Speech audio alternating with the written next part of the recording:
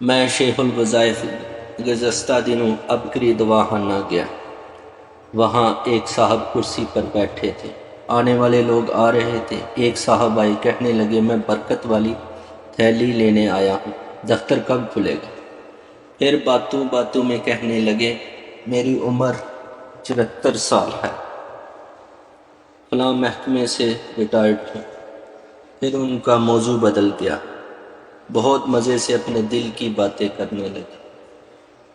اس موضوع پر بات ہو رہی تھی کہ میری جوانی تھی، یہ تھا، یوں تھا اور اس طرح۔ ساتھ ہی ایک جوان 18-19 سال کا کھڑا تھا۔ میں نے اس سے پوچھا آپ کیسے آئے؟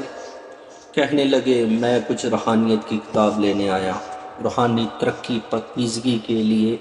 18 سال کا جوان جس کی جوانی کے ارمان موجوں پر، مگر جو اپنی زندگی کے ارمان پورے کر چکا، 74 سال کی عمر کا، وہ باتیں کر رہا جو جوان نے کرنی تھی۔ اور جو 18-19 سال کا جوان کہنے لگا کہ میں روحانی پاکیزگی کے لیے آیا ہوں۔ اللہ جس کو چاہے چن لے۔ وہ صاحب جو 74 سال کے تھیلیاں برکت والی لینے آئے تھے، لے کر چلے گئے۔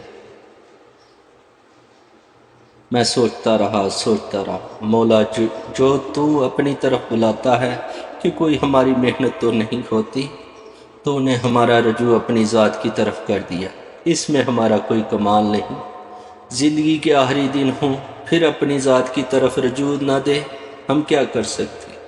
زندگی کے ابتدائی پہر میں اپنی ذات کی طرف رجوع دے دے، یہ تیرا کرم نہ ہوا۔ 74 سال زندگی کا آخری پہر اور 18-19 سال زندگی کا پہلا پہر، فرسٹ پارٹ، اللہ اپنی ذات کی طرف رجوع دے دیا۔ نکلو جاؤ تسبیحانہ میں، مولا یہ تیرا کرم، یقین جانیے میں نے جا کر 2 نفل پڑھے، مجھے رونا آ گیا۔ اس جوان کی کیفیت اللہ فرماتا ہے او میرے بندو، تم کیا سمجھتے ہو یہ ہماری اپنی قوت چاہت سے ہے؟ میں جس کو چاہوں چن لوں، میری ذات کی طرف رجوع تمہارا کوئی کمال نہیں۔ میرے بندو، بادشاہ کے گھر جھاڑو دینے کے لیے بادشاہ انتخاب کرتا ہے۔ ساری رایا چاہتی ہے میں بادشاہ کا قرب حاصل کروں، وہ جس کو چاہے خدمت پر لگا دے۔